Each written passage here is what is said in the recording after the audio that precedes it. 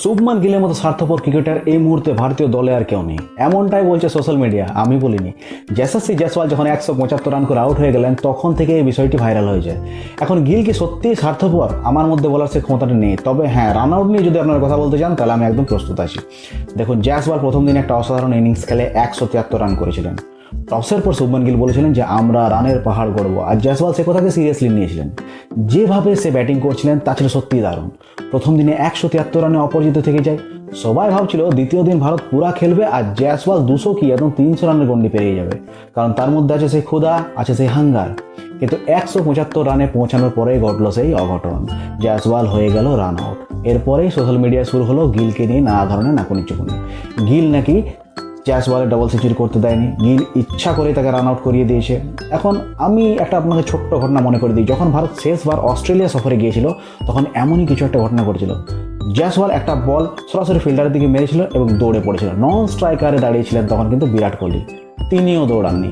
Jaiswal run out হয়ে যায় আর এর পরের ওভারেই কোহলিও আউট হয়ে যায়। ক্রিকেটে একটা কথা প্রচলিত আছে যে একটা উইকেট আরেকটা উইকেটকে নিয়ে আসে। এইখানে যে ঘটনা সেটাও প্রায় ওই রকমই ঘটেছিল। মিডন এলাকায় জয়সওয়াল বল মারার সঙ্গে সঙ্গে বল যায় ফিল্ডারের হাতে আর সে দৌড়ে বেরিয়ে চলে আসে। গিল দাঁড়িয়ে দাঁড়িয়ে দেখছিল, কারণ সে বুঝেছিল যে বলটা ফিল্ডারের হাতের দিকে যাচ্ছে, তাই রান নেওয়া ছিল অত্যন্ত ঝুঁকিপূর্ণ। আপনি টেস্ট ম্যাচ খেলছেন, এটা তো আর টি-20 নয়, এত কুইক সিঙ্গেল নেওয়ার অতটা প্রয়োজন হয়তো ছিল না। সুতরাং গিল দৌড়ায়নি, জয়সওয়াল ফিরে আসে এবং শেষ পর্যন্ত রান আউট হয়ে যায়। এখন যদি আপনি দোষ খুঁজতে যান তাহলে একটা কথা বলা যায় যে গিল স্বার্থপর হোক বা না হোক, ভুলটা ছিল জয়সওয়ালের। একটা তার খারাপ অভ্যাস আছে, প্রায় সে ফিল্ডারের দিকে বল মেরে কুইক সিঙ্গেল নিতে চায়।